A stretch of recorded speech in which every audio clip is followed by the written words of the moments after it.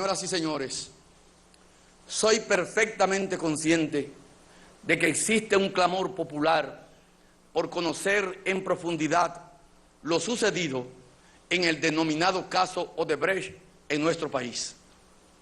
Hay un clamor por conocer la verdad y por castigar a los culpables. Sé también que el pueblo dominicano desea escuchar mi posición sobre este asunto. Desde ahora les adelanto que al final de mi intervención me referiré a este asunto, que ha levantado la justa indignación de tanta gente. Muchas gracias por acompañarnos a partir de ahora por Acento TV. Recuerden que ustedes nos sintonizan en el canal 38 de Claro TV y en los canales 39 y 439 de Telecable, de Tricón y en las páginas acentotv.do y acento.com.do. Vamos a hablar precisamente de eso, del discurso del señor presidente de la República, Danilo Medina, pronunciado este pasado lunes 27 para rendir cuentas al país desde el Salón de la Asamblea Nacional. Y para tratar el tema tenemos a dos distinguidos invitados, amigos de este programa, Olayo Dotel, politóloga, y Elpidio Báez, diputado del Partido de la Liberación Dominicana y un dirigente de larga data en el PLD. Bienvenido, bienvenida. Muchas gracias. Bueno, me gustaría una primera valoración del discurso del señor presidente. Vamos a ver, Olaya. Bueno, como todo discurso de rendición de cuentas tuvo sus luces y sus sombras. Lo que pasa es que en el balance uno ve más sombras que luces.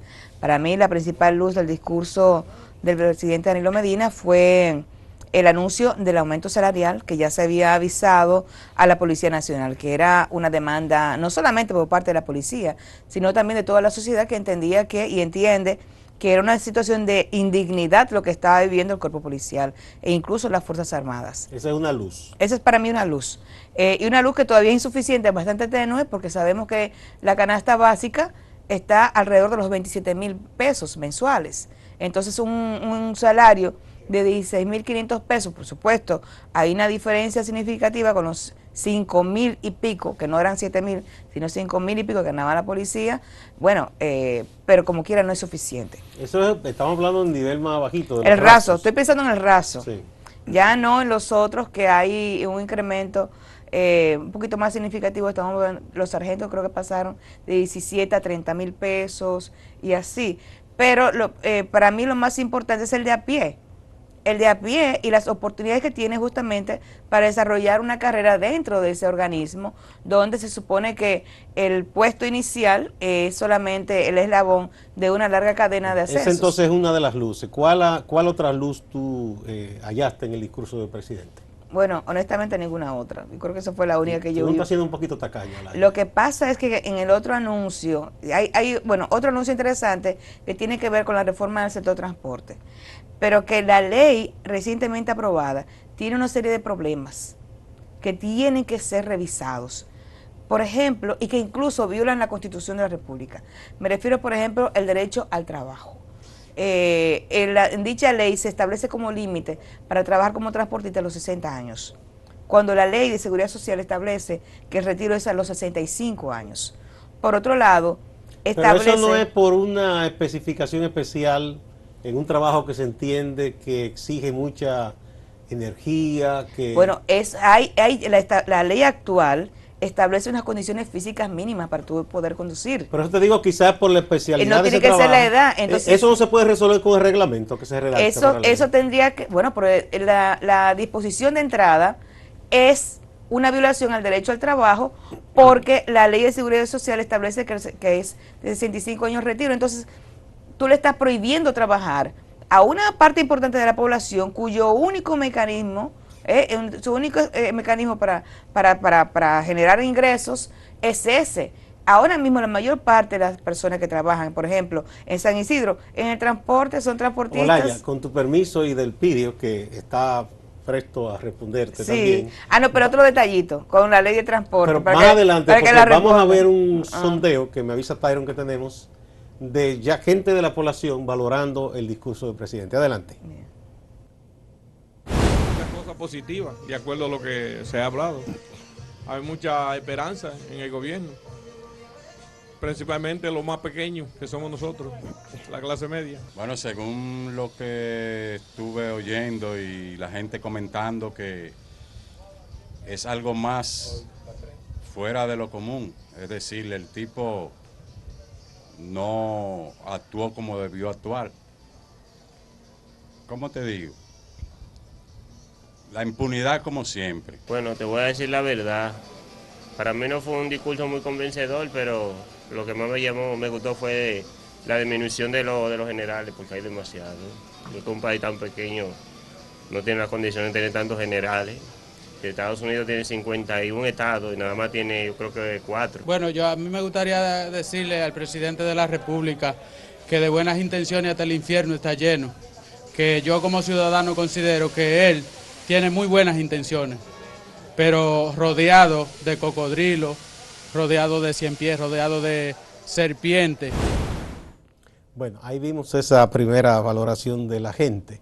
Antes de que tú continúes, vamos a darle la oportunidad a Elpidio Báez para que nos dé la primera valoración del discurso del presidente.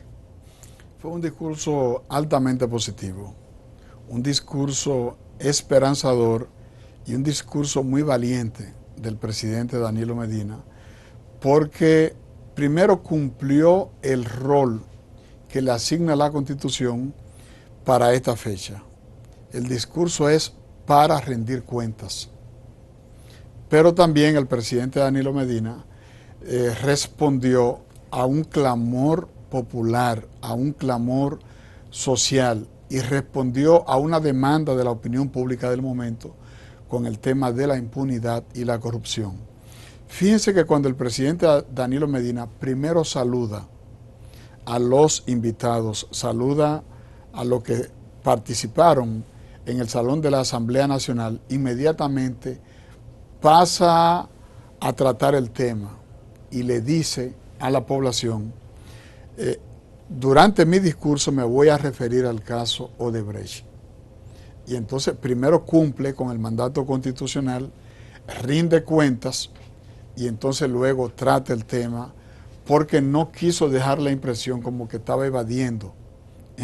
¿Tú piensas que el presidente logró convencer a la parte de la población que se ha mantenido indignada exigiendo que cese la impunidad y que haya castigo para la corrupción? ¿Tú piensas que convenció? A esa parte de la población no se le puede convencer, porque ellos no quieren que la convenzan. Los líderes del movimiento, los cabezas del movimiento y la oposición, de alguna manera siempre han buscado una excusa. Pero el presidente dijo que para está del lado de esa atacar. gente, Elpidio. Sí, está del lado de esa gente, pero no está del lado del caos. Porque hay gente apostando al caos. ¿Y quién quiere el caos? Hay líderes apostando al caos. Hay sectores apostando al caos. Fíjate cómo va derivando toda la demanda a que se detenga la planta Punta Pero Catalina. esa, con todo respeto, es de la Eso no es creación cierto. del presidente Claro del que gobierno. sí. No, Yo no he visto no. ningún movimiento que diga que detengan Claro a que Punta sí. Catalina. Claro que sí. Yo no Están lo he visto pidiendo la rescisión del contrato, que saquen a Odebrecht y que paren Punta Catalina. Yo lo he leído en más de una oportunidad. Incluso lo buscaré y te lo voy a enviar. Porque hay gente que ha dicho que se rescinde el contrato, pero no es que se detenga la planta. Porque eso se ha dado en otros países y en otras ocasiones. Se hace una licitación y se sustituye esa empresa que es parte de holding, porque son 3. Eso no quiere decir que se va a detener porque hay un dinero invertido del pueblo dominicano. Nadie quiere que eso se pierda.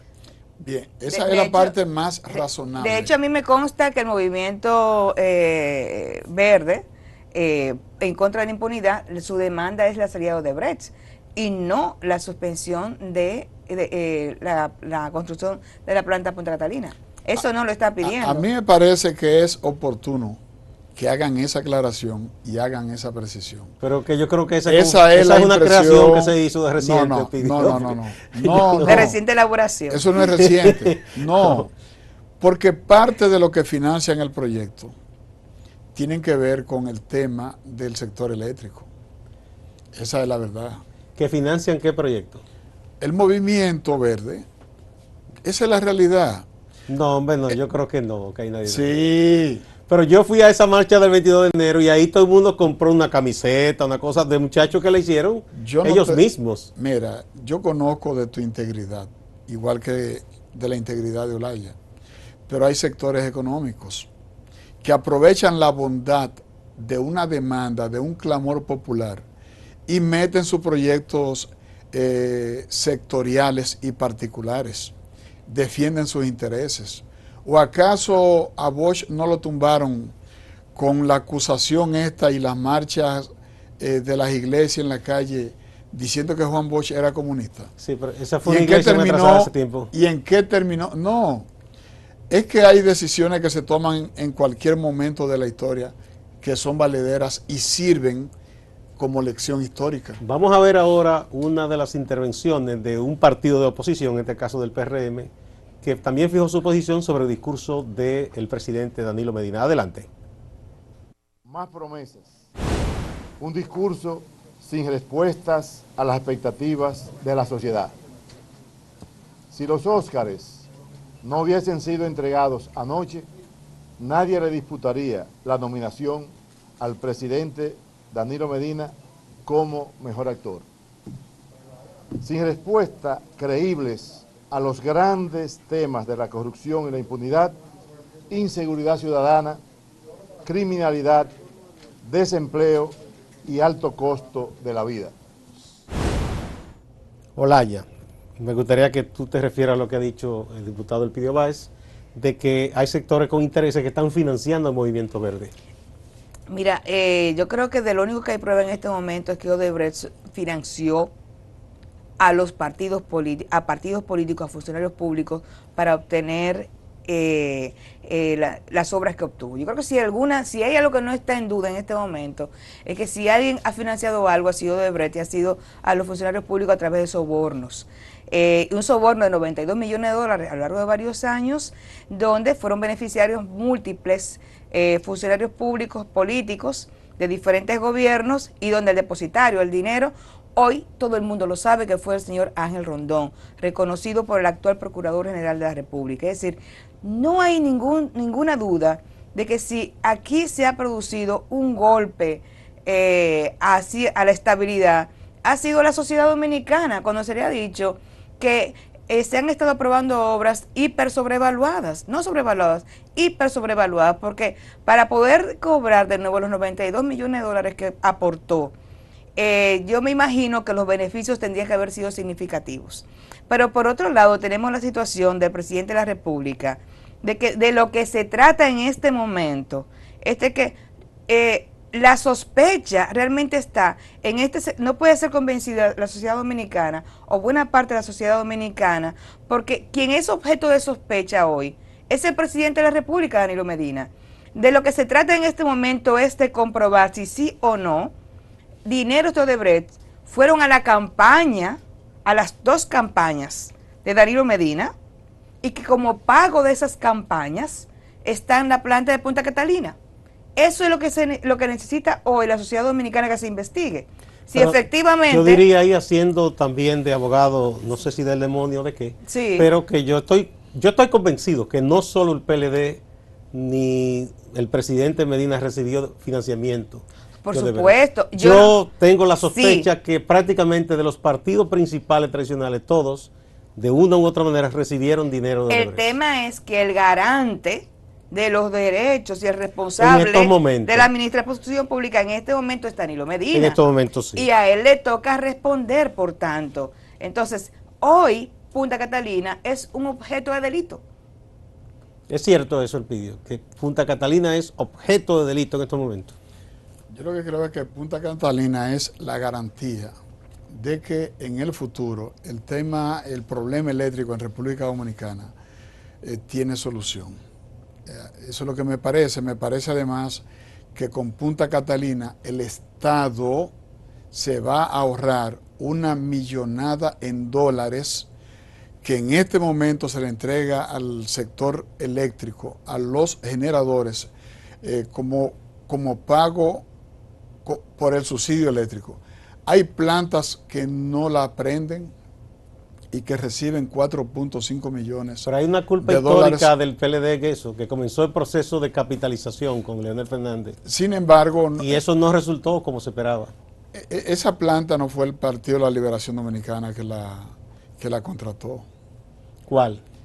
Ni tampoco el Pacto Eléctrico fue el Partido de la Liberación Dominicana que lo Pero se que lo puede haber hizo. rescindido el contrato. No, pero el pacto eléctrico es No, porque ese acuerdo viene con el gobierno del PRD de Hipólito, el famoso Acuerdo de Madrid. ¿Y por qué no pero se- ya Pacto estaba la eléctrico. capitalización en ese momento. Todo eso derivó una cosa de la otra. Eso es verdad, pero una cosa es tú hacer un acuerdo financiero con condiciones onerosas para el Estado. Y en eso no consistió la privatización en aquel momento. Vamos a poner un puntito aquí que tenemos que ir a una primera pausa y continuamos. Gracias.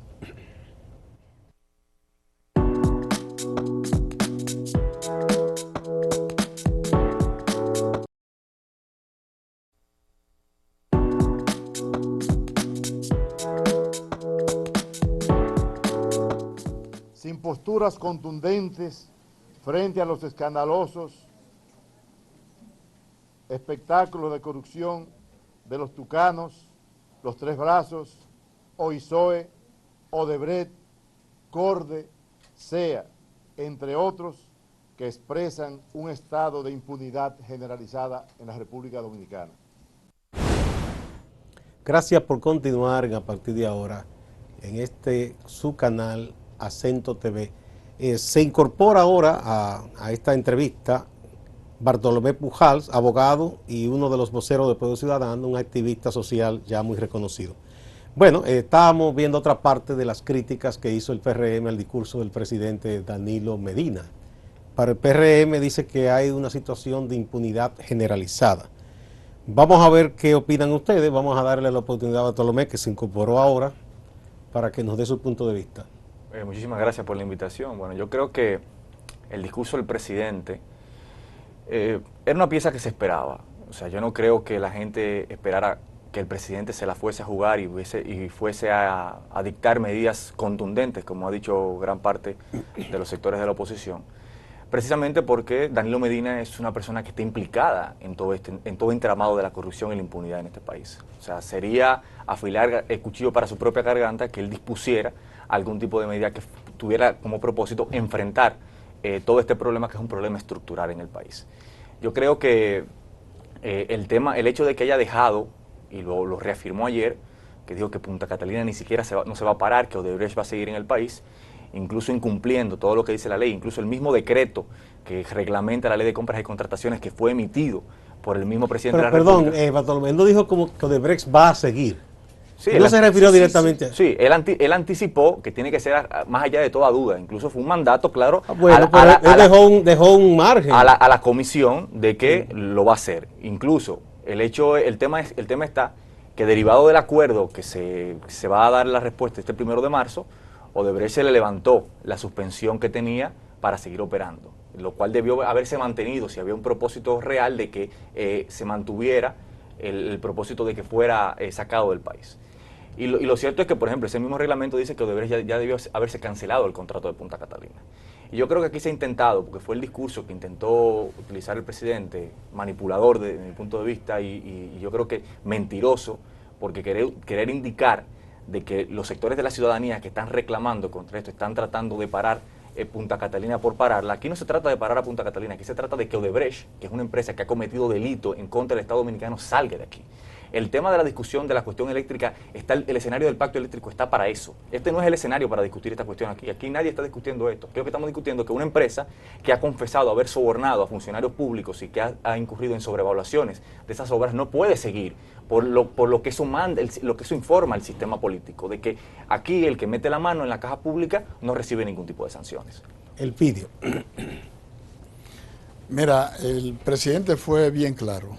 Hay una comisión, él designó a los miembros de esa comisión, personas reconocidas en la sociedad dominicana, e incluso lo escogió sin haberlos consultado, y ayer reafirmó que la decisión que ellos tomen, las investigaciones y los resultados de esas investigaciones que ellos hagan, él se va a acoger a la decisión que le recomiende esa comisión. Por ejemplo, Agripino anunció la contratación de una empresa extranjera por concurso para que haga una auditoría a la planta Catalina para determinar si ha habido irregularidades, si ha habido sobrevaluación, si las empresas... Debe recordarse que es un consorcio que está construyendo. Un holding, sí.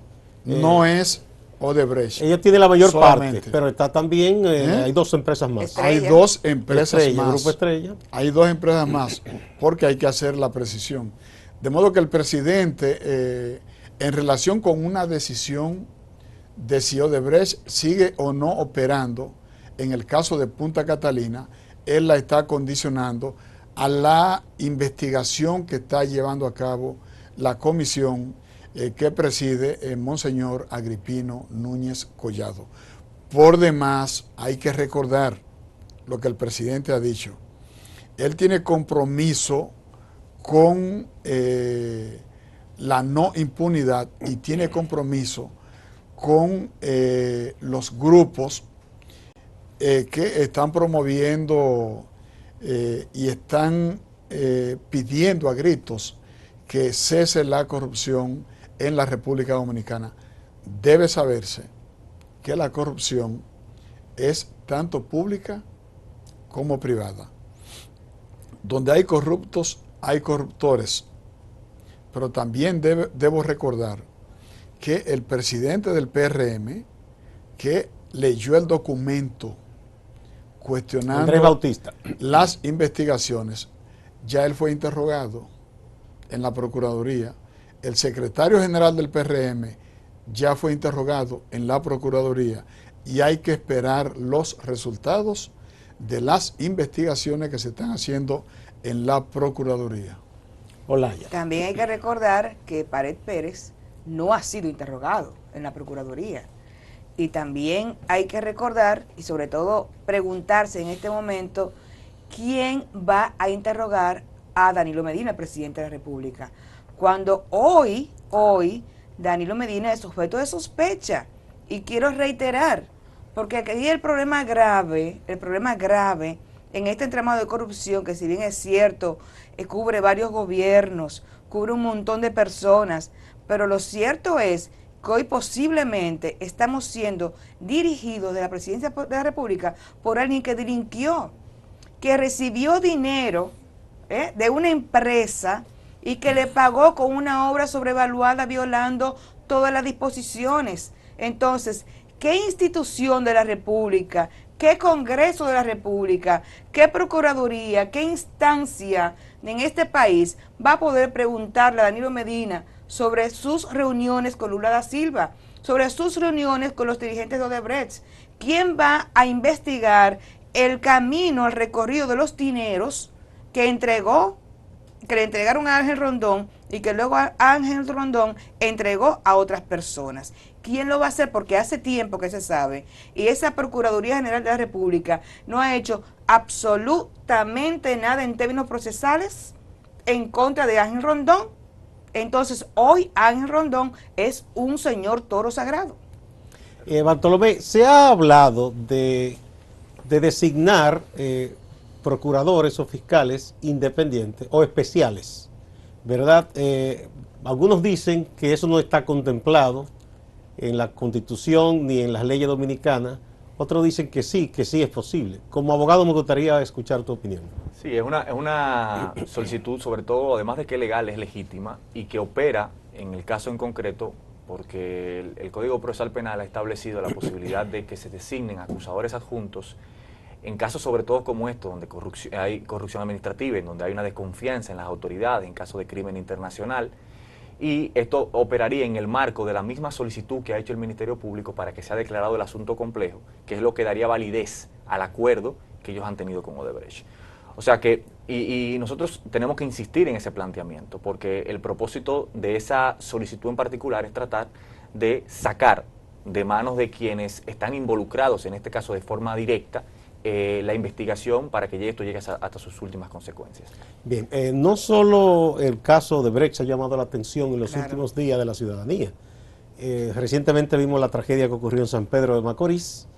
Estuve entrevistando a una persona que conoce el dedillo lo que ha ocurrido, sobre todo en la zona este. Es un abogado y activista de los derechos humanos, José Guzmán, y nos dio muchos datos. Vamos a ver qué dice el doctor Bautista Rojas Gómez, que había sido nombrado hace un tiempo por el presidente Medina para presentar un informe sobre la situación del CEA en relación con las propiedades inmuebles que tiene este consorcio y qué se ha estado haciendo. Adelante. El mismo decreto establece que se debe entregar un informe cada 2 meses. De hecho, lo entregamos en el mes de noviembre y en el mes de enero. Hasta el momento nosotros hemos trabajado unos 10.000 expedientes de 42.000 que tiene el CEA entre arrendamiento, venta, donaciones y demás. Y nosotros creemos que vamos a tiempo para la entrega al año de un informe final. Bueno, ahí vimos. Ese es otro caso. Mucha gente notó que el presidente no lo tocó, pese a que ahí él pudo adoptarse un punto porque él envió una comisión, igual que los 3 brazos. ¿Por qué el presidente no se refirió a esos otros casos, Elpidio? Que bien pudo obtener ganancia ahí, política. Primero porque el presidente ha estado interviniendo y lo ha hecho recientemente. Suspendió al director del CEA, designó una comisión, la misma comisión de los 3 brazos, la designó. Ya antes había designado a Bautista Rojas Gómez para determinar el tamaño del patrimonio del Consejo Estatal del Azúcar y todo lo que tiene que ver con la administración de las propiedades.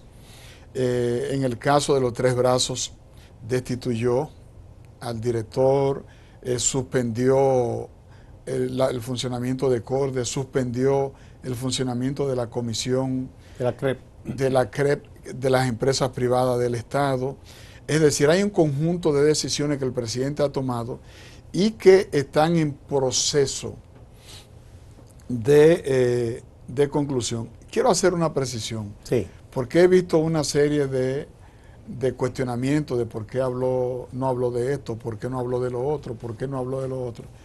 En un discurso de rendición de cuentas, si el presidente de la República decide hablar con amplitud de cada uno de los temas que le interesan a los distintos sectores de la sociedad, evidentemente que puede durar 3 meses hablando, porque es mucho lo que un gobierno hace. Pero se puede hacer una Regularmente, el discurso de rendición de cuentas es una síntesis muy apretada de lo que un gobierno hace en un periodo de tiempo. Y eso fue lo que hizo. Pero yo noté, por ejemplo, presidente Danilo Medina. la mujer estuvo totalmente ausente de ese discurso. Y aquí hay muchas cosas que tienen que decirse sobre la mujer y específicamente el asunto de la violencia de género y todo lo que está pendiente con el Código Penal. Y eso no lo trató en ningún caso. Y eso es de interés de más de la mitad de la población. Pero hay muchos temas que no trató, muchos. Porque regularmente tú tomas los temas más relevantes. Por ejemplo, cuando tú comenzaste a preguntarle a Olaya, Olaya habló de las luces y sombras.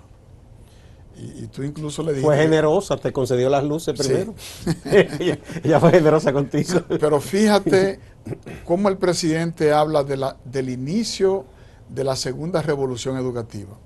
Esa es una luz. Esa es una luz. Sí, Vamos a ver qué dice Olaya porque esa segunda revolución educativa, ¿en quién se va a centrar el gobierno?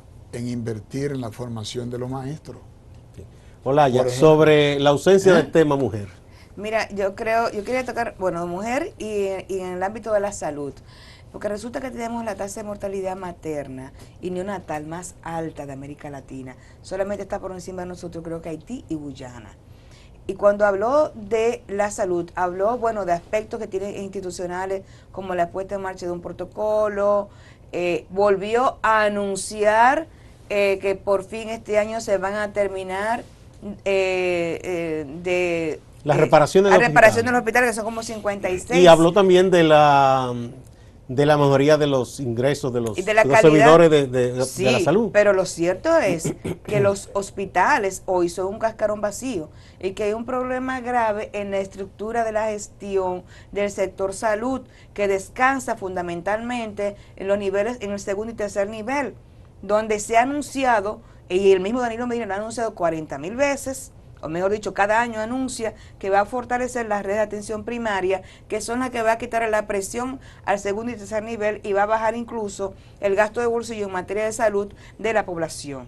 Y sin embargo, no se ha hecho nada en ese sentido, y que tenía un impacto enorme. Han entregado varias clínicas de atención primaria. Entonces, lo que hay que hacer, en una rendición de cuentas, lo que hubiéramos esperado son datos con respecto, y sobre todo como resultado de elevar la calidad de la disminución de la mortalidad. Y eso no lo han podido presentar.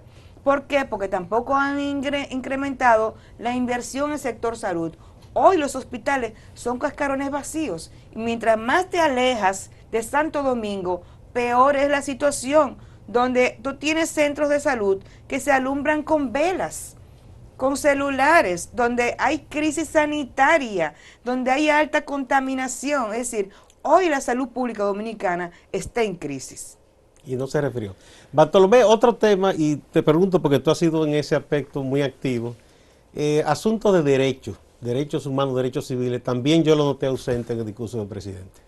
Sí, una de las grandes deudas, por ejemplo, desde la Constitución que se proclamó la Constitución del 2010, es que la Constitución estableció una serie de mecanismos de participación de la ciudadanía y que, como siempre ocurre dentro de este modelo de democracia representativa que secuestra la democracia solamente en manos de los representantes, la Constitución estableció que mecanismos como el referéndum, la iniciativa legislativa popular, los plebiscitos, se operativizaran a través de leyes.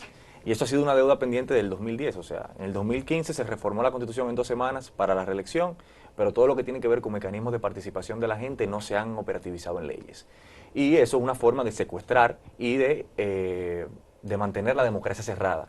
Y eso nosotros lo vemos, que en cada una de las cuestiones, una de las cosas que ha intentado hacer el PLD es tratar de restringir cada vez más los mecanismos de acceso de participación de la gente, lo cual en el caso de Odebrecht, por poner un punto en particular, hubo un grupo de ciudadanos que se querellaron para ser parte del proceso que se está llevando y que se va a decidir este 1 de marzo, y el tribunal lo rechazó porque ya hay toda una concepción jurídica, dogmática jurídica que se viene construyendo del Ministerio Público y también toca al Poder Judicial, que ha ido restringiendo el acceso a la gente a las instituciones. Y eso es algo que el PLD no ha podido dar respuesta. Eso es una negación de derechos. Es una negación de derechos y son inconstitucionalidades por omisión, es decir, que no se cumplen con esos mandatos constitucionales de operativizar ese tipo de legislaciones, además de que hay muchísimos proyectos que ha promovido la ciudadanía en el Congreso y que no se tocan. Vamos a una pausa. Cuando retornemos, el Pidio va a responder eso.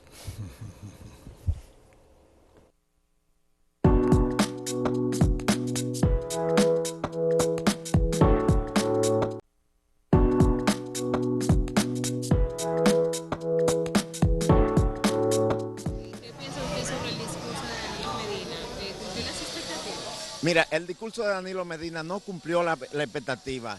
La población esperábamos del señor presidente de la República un discurso que atacara la corrupción, que tomara medidas enérgicas contra la corrupción, pero un discurso que tomara medidas enérgicas sobre la delincuencia que está acabando con el país, pero un discurso que hablara sobre el alto costo de la vida. Para mí llenó las expectativas porque él dijo algunas cosas que el pueblo esperaba que él dijera sobre el caso de la corrupción. También el aumento a los policías lo veo muy positivo. Es decir, aunque hay personas que dicen que el discurso, siempre dicen que los discursos no son buenos, pero para mí fue bueno casi un 100%. Muy bien, habló bien y cumplió, sí, porque todo el mundo estaba esperando los casos que él mencionó y lo mencionó. Al principio, cuando empezó su discurso, mencionó el caso de Odebrecht, dijo que iba a hablar de eso más tarde y así lo cumplió. Pues está muy bien. Ese discurso fue lo peor que yo he podido oír. Excelente, un discurso esperanzador, tremendo presidente, nos gastamos. Bueno, ahí escuchamos, eso es también parte de las reacciones de la población, pero quería que el Pío se refiriera a las críticas puntuales que hizo Bartolomé sobre el secuestro de la representación. Porque usted es diputado. Correcto, mira, La Constitución del 2010 es una Constitución que aún no ha sido comprendida en toda su dimensión. Es una Constitución que amplía la Carta de Derechos Fundamentales. Es una Constitución que por primera vez incluye la figura de la iniciativa legislativa popular, que no existía en ningún otro ordenamiento. Incluye mecanismos de consulta popular. Ahora, deben ser desarrollados por la ley, que es a lo que se refiere Bartolomé. El Congreso, y yo pienso que debe formarse una comisión de juristas que representen el Congreso y representen el Poder Ejecutivo, porque aquí funcionaba lo que era la comisión de reforma de las instituciones del Estado, que jugó un papel enorme en esto de ayudar a elaborar proyectos, a discutirlo con el Congreso y demás, para que la Constitución plenamente pueda ser desarrollada en materia de derechos civiles y de derechos fundamentales. Se requiere por lo menos desarrollar, para adecuar el marco jurídico, por lo menos 70, 80 leyes nuevas. Originalmente eran 100 y pico de leyes, pero se ha desarrollado de manera muy lenta, pero no ha habido secuestro. Por ejemplo, yo soy partidario de que el tema del aborto sea separado del Código Penal, porque eso es lo único que tiene frenado el Código Penal, y que este tema sea objeto de un plebiscito. Esa es mi posición. Pero el presidente hizo unas observaciones muy inteligentes que están pendientes de que no el Congreso la conozca. Bien. Hay pareceres diferentes. Que las mujeres de la vida no te dependa de un plebiscito. Por eso, está muy fuerte, ¿eh? No, a la inversa. ¿Qué es un plebiscito? Un plebiscito es poner en manos de la ciudadanía un tema que afecta a todo el mundo. Pero los Por derechos ejemplo, se pueden decidir en plebiscito, los derechos. Claro que sí. Bueno, por eso. Y si en la época de la esclavitud le decían a todos los blancos que eran mayoría, claro, los negros deben ser libres. ¿Por qué yo asumo este punto de vista? ¿Quiénes somos los que estamos discutiendo ahora el tema del derecho al aborto? En esa circunstancia, 222 personas. 222 personas. Que nos representan a todos. Sí, pero pregúntenle a las mujeres qué piensan ellas. Bueno, le pregunta a Olaya ahora mismo. Por ejemplo, pregúntenle a los médicos qué piensan sobre este tema. Pregúntenle no solamente a la cúpula de las iglesias, pregúntenle a todos los feligreses de todas las iglesias, pregúntenle a la sociedad. Esa no es la queja que tiene Bartolomé con respecto al desarrollo de los mecanismos que facilitan la consulta popular. Cuando venga el tema de las drogas, pregúntenle a la población. Cuando vengan temas que sean de interés general, consulten a la población. Sí, pero, en Estados Unidos lo hacen. Vamos a ver qué dice. Lo hacen en Suecia. Consultar lo sobre hacen la en droga. Europa. No es lo mismo consultar sobre la droga. Figura está ahí como en la vida de una mujer. Es decir, tú estás diciendo que hay que ir a consultar a la sociedad para ver si un médico puede intervenir y preservar la vida de una mujer. No, sí, eso es lo que está diciendo. No, esa no es la porque pregunta. Cuando la vida de una mujer peligra esa no es la ante una situación de embarazo que pone en peligro su vida, entonces va a tener que esperar un plebiscito para que puedan salvar su vida. Lo que pasa es que con la Constitución actual, a ese nivel que la está Constitución actual dice que la vida es desde la concepción hasta la muerte. Sí, pero eso no es correcto por lo siguiente. Por ejemplo. Pero eso no es correcto. Y lo que yo estoy diciendo es que un tema tan complejo, tan controversial y que afecta a la mayoría de la población. No, afecta a las mujeres, perdóneme, a las mujeres. Y lo que hay es una falta de responsabilidad. Las mujeres no son la mayoría. Lo que hay es miedo por parte de los legisladores para defender a las mujeres. Eso es lo que pasa aquí, lo que hay es temor. Entonces Y temor a la iglesia. ¿Usted no está de acuerdo con que se consulte a la población cuando hay un tema controversial? Yo cuando voy al médico no le consulto a nadie. Bueno, ahí en ese aspecto, antes de pasar la palabra a Bartolomé, yo creo que no se debe consultar, me encantan las consultas, pero es un derecho y eso no se puede consultar porque a veces hay ideas que por populismo, por fanatismo, son mayoritarias y no quiere decir que estén bien. Claro. Y además que yo creo que un asunto de fe no debe inmiscuirse en un asunto de derecho y de salud. Es mi punto de La Constitución lo vista. establece, la Constitución separa la iglesia del Estado. Sí, pero eso en los hechos no es así porque tenemos un concordato que todavía está firmado. Bueno, Y eso vamos quiere a ver decir qué dice el abogado. Yo creo que hay que tener cuidado de una cuestión con los mecanismos de democracia directa, como son el plebiscito y el referéndum, porque acudiendo a ese tipo de mecanismos, pasó lo que pasó en Inglaterra con el Brexit, pasó Sí. lo que pasó en el no en Colombia, donde con campañas de miedo, malinformación, se tienden a caer en ese tipo de decisiones. Porque la democracia directa, si no es llevada con un proceso de deliberación, una democracia deliberativa realmente, en donde la gente se informe concretamente de los asuntos, se tienden a caer en decisiones que pueden terminar siendo basadas en campaña. Mayoritarias, pero al final de cuentas contrarias a la población.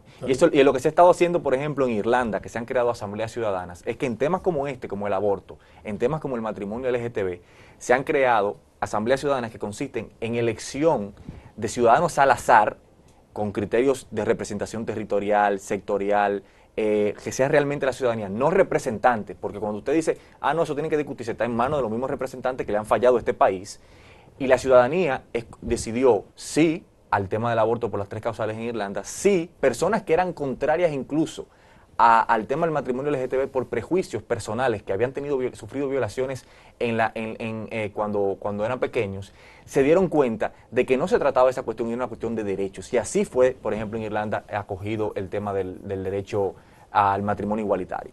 Y eso es una cuestión que aquí, al final de cuentas, se está hablando del tema del aborto.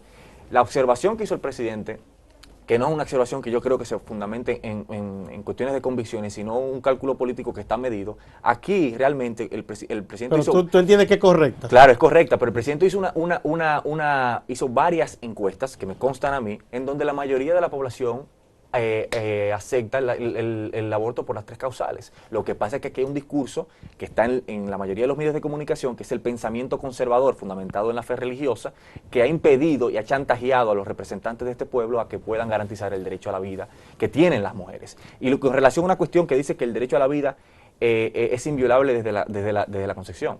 Eso no es así. ¿Por qué? Porque los derechos fundamentales, que no son absolutos, porque si no se establecieran en el mismo ordenamiento jurídico cuestiones claras como la legítima defensa.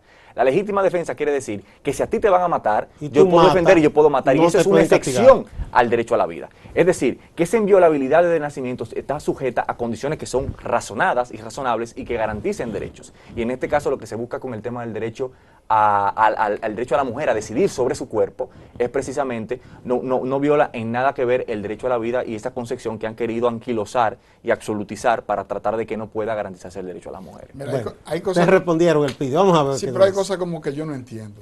¿Cómo cuáles? Por ejemplo, ¿se está o no se está de acuerdo con las consultas populares? Se está. Pero no hay mecanismo para eso. Lo primero que tienen que es sancionar la ley del plebiscito. No hay, pueden. Hay cosas yo que o sea, vamos a plantear la población sí, cuestiones concretas. Sí, pero no. No se puede hacer la consulta porque ustedes no han sancionado la ley. Sí sancionaron la reforma de la Constitución para la reelección, pero no han sancionado esa ley. Entonces claro, no nos pongamos a hablar a la ciudadanía. Entonces que se apruebe. No, pero es que tú le estás sometiendo a la ciudadanía, postergando una discusión, decir, tenemos que crear una ley con todo lo que implica eso, que ustedes no han sancionado ley de partido político, ninguna de las leyes que tienen que ver con participación, decirle a la ciudadanía y a esas mujeres que se están muriendo en las clínicas clandestinas, y que tienen que esperar una ley para después un plebiscito, con los recursos que tiene la iglesia, con los recursos que tienen ustedes los partidos políticos, para meter miedo con el tema del aborto y generar una contracampaña, lesionar los derechos de las mujeres. Aquí hay una cuestión que tiene que ser decidida por ustedes como representantes y que hay un sentir mayoritario. ¿No están ustedes en preparar esas leyes complementarias? Claro, incluso hay un proyecto. ¿De quién? ¿Es autoridad suya? No, Carlos Gabriel García había presentado un proyecto para... ¿Y en qué está ese Y Félix Bautista también presentó varios proyectos. No, está siendo conocido y discutido y consensuado en comisiones. ¿Está en la Cámara o en el Senado? Está en el Senado, En el pero Senado. se va a aprobar. es un mandato de la Constitución hacer esa ley. No solamente la ley de consulta para el plebiscito, sino para el referéndum. Porque aquí se están aprobando y se están elevando de categoría territorios sin consultar a la gente. Y de lo que se trata justamente es eso, cumplir la Constitución creando la herramienta jurídica que manda la propia Constitución. Yo mismo, Gustavo, te puedo decir que presenté, parte de una comisión del Senado con la cual yo tuve que trabajar, un proyecto de ley de participación ciudadana que articula todos los mecanismos de Sí, yo participación. recuerdo. ¿Quién tiene ese proyecto? Eso está en una comisión del Senado. Yo fui contratado con un grupo de otros juristas para trabajar todo lo que tiene que ver con las leyes. Eso tiene ahí más de 2 años, 1 año y pico. Ya el senador Félix Bautista había presentado por su parte algunos proyectos de ley. Nosotros preparamos como comisión proyectos de ley distintos a los que había preparado ese senador. Y eso está parado en una comisión ahí, o sea, y no se ha adelantado. Sí hay varios, por eso digo que hay varios proyectos sobre este tema y no ha habido una discusión sobre el asunto. Tenemos otro corte ahora de Andrés Bautista del PRD. El presidente Danilo Medina exactamente debió haberle dado respuesta a esa inquietud, a esa demanda del pueblo dominicano, partiendo del criterio de que en este país ni el Procurador General de la República cree en la justicia. Entonces, ¿qué esperanza se tiene que haya una verdadera búsqueda de la verdad y sanción a los que han delinquido? Responda usted mismo, que no hay confianza entonces, que hay propuestas como hizo el Movimiento Verde de que se pueda esa figura especial o buscar inclusive asesoría de la ONU. Mira, todo el mundo sabe que la Procuraduría General de la República tiene la responsabilidad constitucional y legal de conducir las investigaciones. En ningún articulado de la Constitución, en ningún articulado de la ley que regula la función del Ministerio Público, se establecen los fiscales independientes. Eso no existe. Sencillamente no existe. No es que se esté negando, es que el ordenamiento jurídico no registra la creación de esta figura. La preocupación es correcta. O sea, yo creo, y en el Congreso lo hemos discutido la posibilidad de que la designación del procurador no sea potestad del Poder Ejecutivo, sino que sea del Congreso. Incluso en la Constitución del 2010, la presentación de ternas para escoger a los miembros de la Cámara de Cuentas se le quitó al Poder Ejecutivo y se le pasó a la Cámara de Diputados. Y es la Cámara que organiza la propuesta de terna y es el Senado quien lo elige. En ese marco nosotros hemos sostenido discusiones porque es una preocupación que nosotros tenemos en el orden de que debe fortalecerse el sistema de justicia en la República Dominicana. El sistema de justicia nuestro no está afectado de falta de credibilidad ahora. Siempre lo ha estado. Bien, vamos a ver qué responde Bartolomé al Senado de la República, y Olaya. A los senadores, que eran los que recomendaban a los jueces. Los jueces. Nosotros se lo quitamos y se le pasó esa función al Consejo de la Magistratura buscando transparencia y buscando fortalecer el sistema de justicia en la República Dominicana. Que ustedes respondan rápidamente, porque ya tenemos que irnos. Primero, la solicitud es legal y como hemos dicho, el acusador adjunto que está establecido en el artículo 379, numeral 5 del Código Procesal Penal, establece la posibilidad de designar acusadores adjuntos, que son personas que vienen de la ciudadanía, que no tienen que formar parte del Ministerio Público en aquellos casos de crimen organizado donde se requiera garantizar la independencia, como los casos de corrupción administrativa, como es el caso en esta cuestión. El Ministerio Público solicitó que se declarara asunto complejo, por lo cual sí es posible en este caso que sea designado por el Consejo Superior del Ministerio Público, que es un órgano colegiado del Ministerio Público y que está representado por todos los fiscales, designe este fiscal. Lo que nosotros le hemos solicitado al presidente es que, como en su condición de jefe de Estado, firme un protocolo con la ONU para que una comisión de la ONU venga en este caso a dar soporte supeditada a esta comisión de fiscales o acusadores adjuntos, soporte técnico.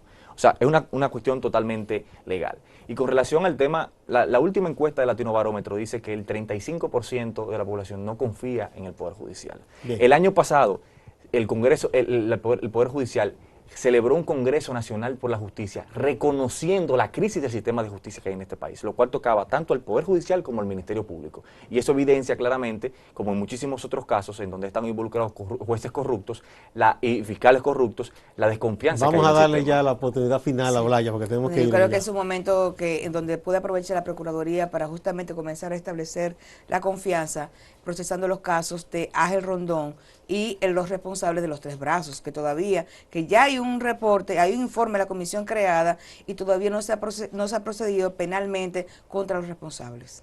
Bien, muchísimas gracias a Olaya Dotel, a Elpidio Báez y a Bartolomé Pujals por venir a participar en este diálogo sobre el discurso del presidente y los temas relacionados con esa rendición de cuentas. Amigas, amigos, no se vayan, que hay más en Acento TV.